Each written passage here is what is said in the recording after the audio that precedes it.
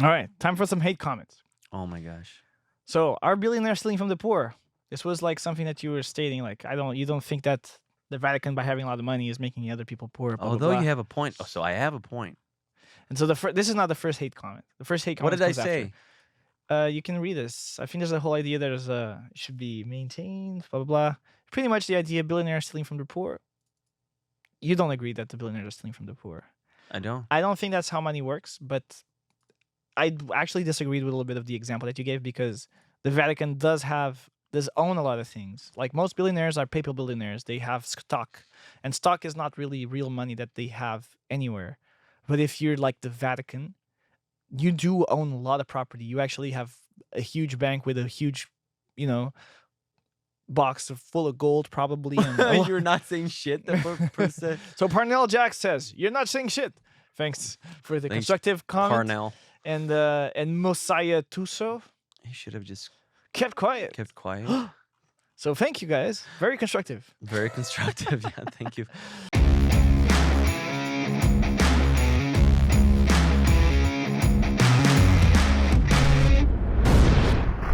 I wanted to see what I was saying because I don't remember what I was saying. Oh, Can you click on it? Can we hear it? yeah. Or no? Sure. Better if they gave away all their money in order to save kids in Africa. I don't think that's the core of the issue. You know, I don't think we're taking away from the kids in Africa in order to build a cathedral. Okay, so I understand now. I remember now. What do you have to say? I think the point was to say that the problem is we have too many rich people, and that's why other people are poor. I don't think that that imbalance is due to a lot of people having too much, and just a few people having too much, and a lot of people having nothing. I don't think that's the core of the issue. So what is the? I don't think in order for someone to have a lot, they need to take away from other people. But what is the core of the issue then? I don't know. Oh, But I don't think that's the core of the issue. Well, it's important to understand. The first step to the first step to understand what you want is to understand what you don't want.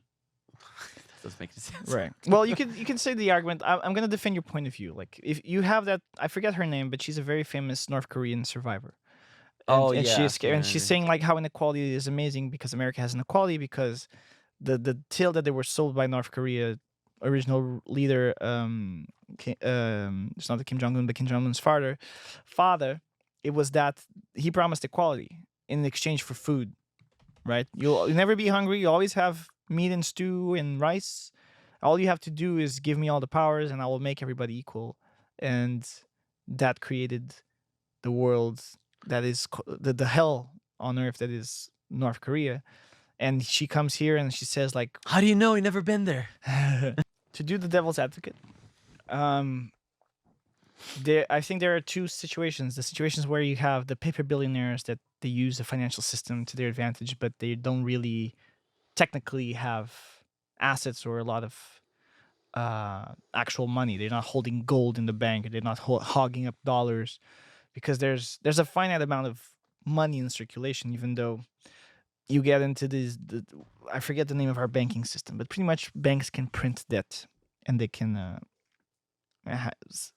lend out money in a proportion of money that they actually have deposited. And it's kind of a terrible system that is ripe for abuse, but I guess it works. And the bright financial minds think this is a good idea somehow, which I'll give it to them because I'm not really thinking about the negatives right now, but that's the system that we have. And then you have the people who are actually, they own land and they own property, and if you're gonna say that you can't live in a place because this is being owned by somebody else and that there's like shortens the supply, or if you actually have a lot of cash that you put away, I mean that cash could be more in circulation in a way. So I feel like you're talking about the Elon Musk of the world who have 10 million Tesla stock, and then they can do some financial gymnastics to, pretty much be the richest people in the world, which is slightly different than the example of the Vatican, I would say. And I actually don't think the Vatican per se is a good idea. And they practice a lot of quote unquote charity. Yeah. But do they have the money to end world hunger? Maybe. But you need money to, Well, I don't know. it's like the Elon Musk situation where someone posted on Twitter like, "Oh, Elon Musk could have, like end world famine or whatever, like Famine. famine. Sorry, language barriers." And then he commented under it like, How? "Just give me the exact plan, and I'll give you whatever money you need."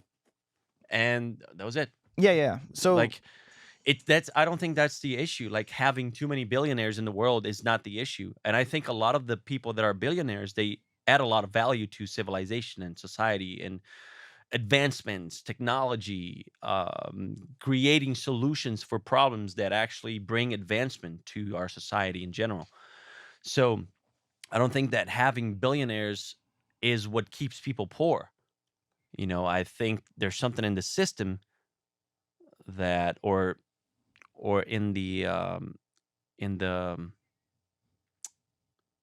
conjunto the group, the conjunto de valores, in the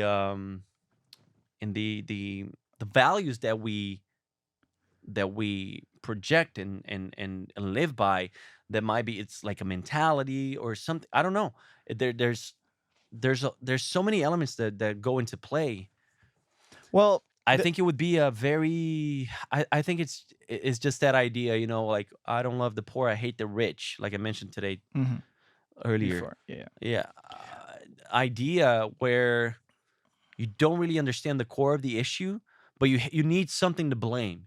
You need a scapegoat. You need something to say. Okay, that's that. Like, all the problems in the world are caused by too many rich people, or all the problems in the world are caused by the patriarchy or by white supremacy, or like, you always find these this target, this subject that you're going to turn that into the whole problem. Is this easy to do that? Yeah, it's a gross simplification. It's a very it's gross simplification, and it's easier to do that and signal virtue than actually take the time to understand, like, where the root of the where the issue is really coming from, like, where's the source, the core of the issue, the root of the problem. Yeah. Well, Which is like multi-factor, very, very complex, so yeah, but that's not exactly. So that's why I say I don't think the Vatican owning a lot of land, or having too much gold, or having a lot of money, a lot of properties, or a lot of assets is what's keeping people poor. That would be an oversimplification and exaggeration, or like a misunderstanding of reality. Sure. Which is not to say that that's not part of the problem. It could be part of the problem, but it's Right. not. It's not the only the part of the problem. problem. Yeah. And so, yeah, I agree with that part. Like, I feel like there's, like, And on the other hand, you can, like you said, churches, religious institutions, they what positive outcomes they bring to society, as far as charity, donations, shelter. There's a lot of charity work that is part of the whole the church institution, the religious institution as a whole. Not to say that there's no corruption, there's no historical, there's not a negative historical aspect. When you go back in time, you see the bad things that have been done by the church. I'm not discarding. I'm not many throwing. churches. I'm not throwing out and just like, how do you say, like, erasing the negative aspect of it. But it would be unfair to just focus on that and not see the positive, I think. I don't know.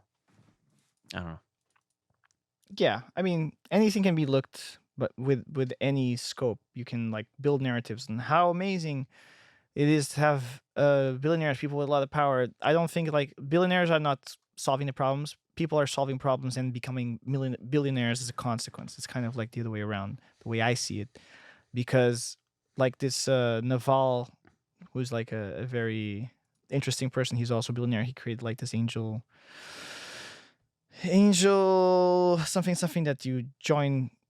It's a website that you join ideas with venture capitalists, and they invest in your idea, and then you can create new companies. So his approach to the capitalist society is like just solve problems that a lot of people have and be able to solve them in a very large scale, and the market will reward you, and then you can become successful, right? And so it's the mindset, like, what problem should I solve today? What do people need? What am I trying to add as far as value? And that's the positive side of capitalism, in the fact that you can find something that is important to a lot of people, and then you can find a way to monetize it. Mm-hmm. But there is also the other side that's a perversion of this idea, is like, I have this thing that I want to sell because I have it. How can I convince people that this is important enough for people to buy, right? And that's why, if you look, for example, at the latest scandal in the pharmacology industry, how one company or two companies got the United States addicted to opioids, right? And now you have a crisis. And this was like, oh, we have these opioids. How can we make people buy these? Rather than, like, they don't have really a problem to solve. We have a problem to sell. So we want to solve our selling problem by convincing the world that this is the solution to pain. And that's how they went and they lobbied and they got legislation, and then they paid, doctors to get training and explain how these drugs worked and how these were amazing drugs, and then kind of like low-key kept the fact that they were habit-inducing, strongly habit-inducing. So that's an example of greed, and corruption. Because that's the thing, like, the individual needs to corrupt his soul in order to act upon an idea like that. Hello everybody, and thank you for watching until the end. This has been Woke Wars, and I hope you liked our conversation. Don't forget to hit that like button and subscribe, and drop a comment down below. Tell us what you'd like to hear us talk about next. Also, check out some of our other episodes. We post every Wednesday, Friday, Saturday, and Sunday. We will see you on the next one.